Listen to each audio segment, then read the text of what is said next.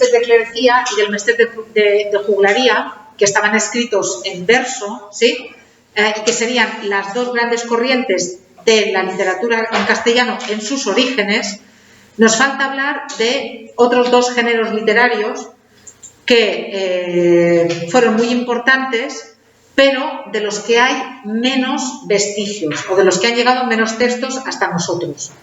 El caso más paradigmático de eso, de un género literario que fue importante en su momento, pero que ha dejado muy poca huella y muy poco rastro porque se ha perdido prácticamente todo, es el teatro.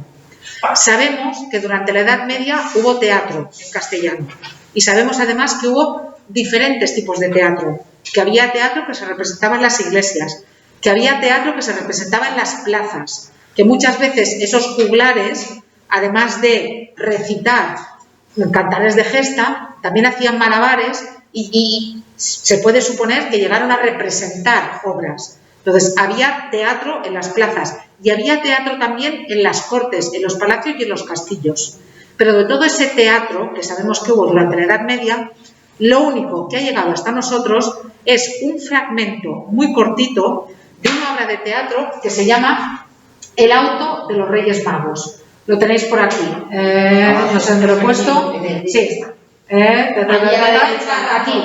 El auto o misterio de los Reyes Magos. Se halló unos fragmentos, o se hallaron unos fragmentos en la Catedral de Toledo, no importa que recordéis eso, y por el tipo de castellano en el que están escritos, se piensa que es de la segunda mitad del siglo XII y es un fragmento del principio de una obra en la que se supone que los tres Reyes Magos iban a adorar al Niño Jesús. Pero lo único que tenemos de esa obra es el fragmento. Cuando cada uno de los reyes se supone que están por el desierto, están siguiendo la estrella por separado porque han visto esa estrella y saben que esa estrella les va a conducir al Mesías. Entonces, cada uno hace un monólogo por separado y la obra se corta allí. Eso es lo único que tenemos de teatro medieval. Pero repito, sabemos que hubo durante la Edad Media como mínimo estos tres tipos de teatro que os he dicho. Un teatro religioso que en sus orígenes se representaba dentro de las iglesias, luego un teatro, digamos, callejero de juglares que se representaba en las plazas de los pueblos y de las aldeas, y luego un tercer tipo de teatro que se escribía y se representaba buena parte en latín, también, un tercer tipo de teatro que se hacía en las cortes y en los palacios, en los castillos, y que estaba ligado, pues eso, a los nobles, fundamentalmente. Incluso sabemos que los nobles escribían obras que las representaban, que ellos hacían los papeles y que ellos hacían de actores y de actrices. Podemos decir que son los nobles, ¿no? ¿Que son los nobles? Sí, era un tipo de teatro hecho para nobles y por nobles. Pero todo eso lo sabemos por testimonios indirectos, porque no ha llegado ningún texto hasta nosotros. ¿Vale? Entonces, eso es lo único que sabemos del teatro durante la Edad Media, o lo único que tenemos como fragmento, que es este auto misterio de los Reyes Magos, que la verdad es que como obra de teatro, como mérito literario, tiene bastante poco, pero que tiene un gran valor porque es lo único que se conserva de teatro medieval hasta el siglo XV. Hasta el siglo XV, que luego nos encontramos con las obras de un autor que se llama Juan de la Encina, hasta Juan de la Encina, hasta el XV no hay nada de teatro escrito en castellano, no ha llegado nada hasta nosotros, excepto este fragmento del auto de los Reyes Magos. ¿Vale? ¿Cuál es el otro género que me faltaba? ¿Cuál es el otro género del que no habíamos hablado durante la Edad Media? Bueno, no habíamos hablado durante la Edad Media de la prosa. Si os fijáis, hasta ahora todo lo que habíamos visto estaba escrito en verso, porque incluso el auto de los Reyes Magos estaba escrito en verso. Estaba escrito en verso el poema del Mío Cid, es decir, las obras del Mester de Juglaría estaban escritas en verso. Las obras del Mester de Clerecía estaban escritas en verso, utilizando la cuadernavía. El auto de los Reyes Magos estaba escrito en verso. Incluso los primeros vestigios de poesía en una lengua románica, ¿os acordáis? Aquellas jarchas, aquellos poemillas pequeños escritos en mozárabe, estaban escritos en verso, eran poemas. Entonces, hay que esperar a encontrar textos en prosa, hay que esperar en concreto a el Conde Lucanor, a la obra fundamentalmente de don Juan Manuel, a principios del siglo XIV ya, a principios del siglo XIV. Durante la Edad Media hubo mucha prosa en Europa escrita en latín, fundamentalmente colecciones de cuentos a imitación de las colecciones de cuentos orientales. ¿Os suenan las 1001 noches? ¿Os suenan? Sabéis que es una colección de 1000 cuentos en los que hay un hilo argumental que une todos los cuentos, que ya sabéis que es Sherezade, que para que el sultán no la mate, cada noche cuenta un cuento, lo acaba y empieza enseguida otro que deja medias, hasta que la noche siguiente vuelve a repetir la misma jugada, porque sabéis que al sultán lo engañó su primera mujer y entonces prometió que se casaría con una mujer, con muchas mujeres, y que después de la noche de bodas las mataría y así evitaría que ellas le engañaran. Pero Sherezade, que es muy lista, hace eso. La primera noche le dice, bueno, antes de matarme os voy a contar un cuento, no termina el cuento, el sultán no la mata y al día siguiente la siguiente historia. Yo que sé, la historia de Aladino, la lámpara maravillosa, Sinbad el marino, son historias que estaban en las 1001 noches. Entonces, a imitación de esas colecciones de cuentos que circulaban por Europa y que estaban escritas originariamente, por ejemplo, en árabe, como en las 1001 noches, se escriben colecciones de cuentos por Europa, normalmente escritas en latín, normalmente en latín, y normalmente con una intención satírica o burlesca o humorística. También hay unas segundas colecciones de cuentos que tienen intención ejemplarizante. Es decir, son cuentos que vienen con una enseñanza, con una moraleja. Y en aquella época se llamaban exemplos. Vendrían a ser como fábulas. ¿Os suenan, verdad? Pues imaginaos que las fábulas no solamente tuvieran protagonistas animales, sino que tuvieran personas como protagonistas, nos encontraríamos con esos exemplos. Y en España contamos con un autor que era don Juan Manuel, y este autor, entre otros, porque él escribió bastantes obras, don Juan Manuel escribió un libro que se llamaba El Conde Lucanor, y él lo que hace es que coge estos cuentos que él ha leído, que le gustan, que han llegado hasta sus manos, y los reescribe, pero siempre con la misma estructura.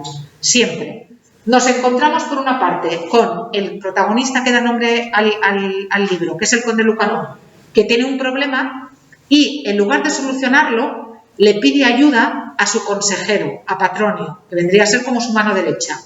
Entonces, Patronio, en lugar de darle la respuesta directamente, le cuenta un cuento que plantea un problema parecido al que tiene el conde. Entonces, Patronio, después del cuento, aconseja al conde qué es lo que tiene que hacer y al final siempre acaba igual. El conde lo aplica, le va bien y aparece una moraleja. Siempre es igual. Perdonad que... Vale.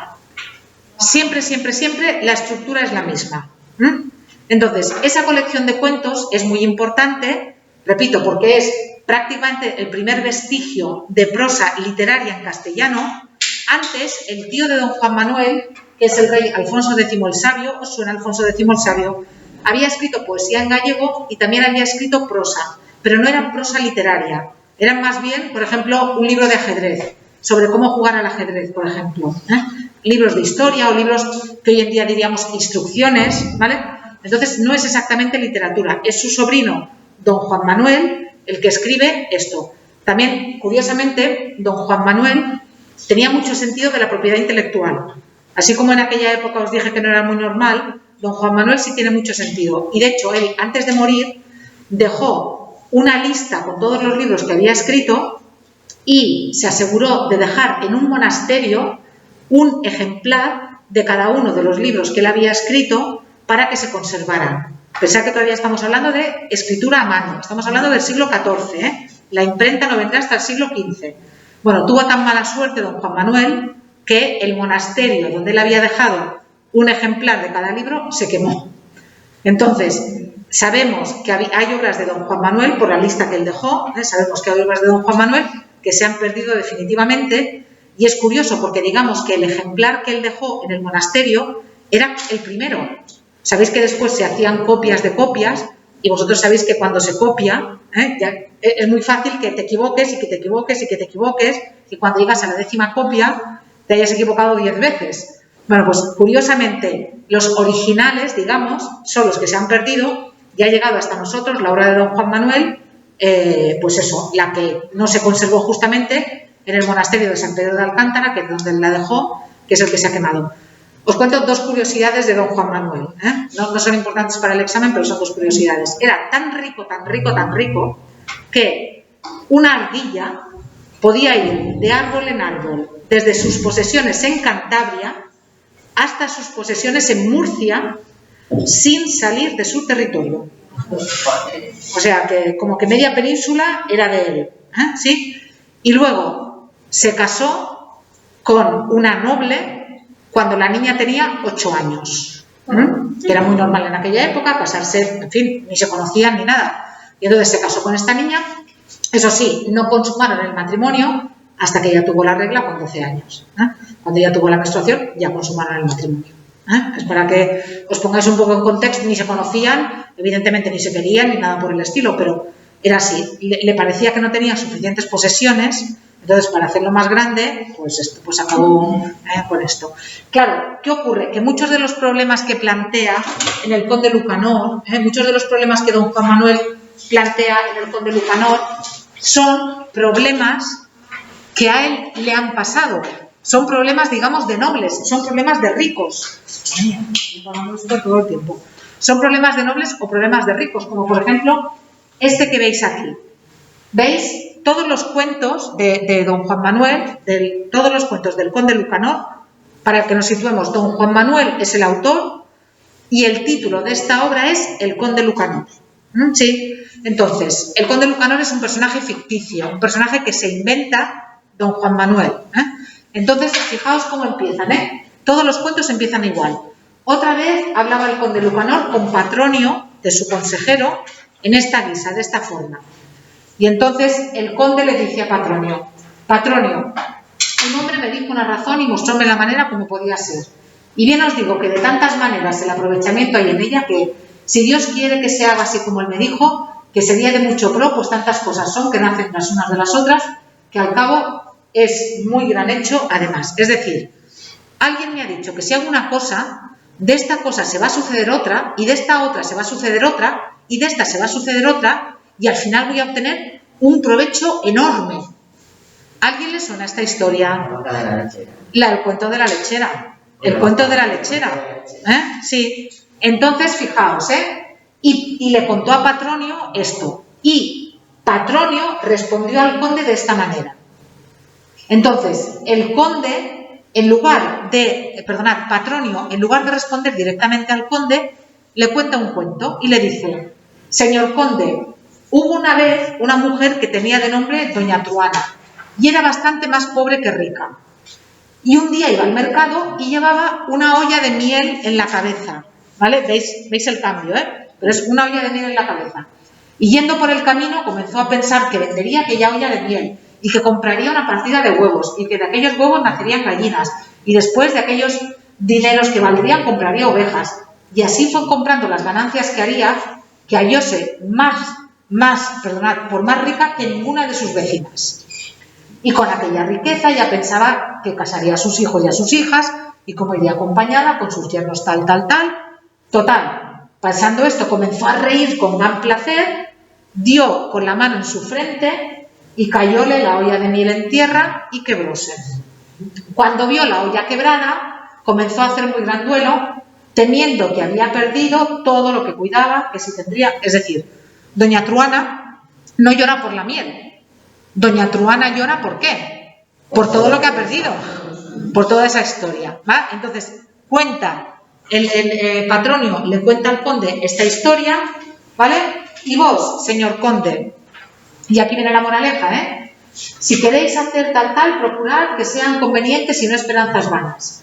¿Veis? Y al final viene la moraleja y don Juan Manuel escribe este cuento en el libro del Conde Lucanor. Y sigue la misma estructura con ahora no sé si hay 52 o 53 cuentos en el Conde Lucanor. Estos cuentos no son originales, repito. Estos cuentos a don Juan Manuel le llegan de diferentes fuentes algunas más cultas, otras más populares, y él los incluye en este libro que fue un gran éxito, y que es a imitación de estas colecciones de cuentos que circulaban durante la Edad Media en la península. ¿Vale?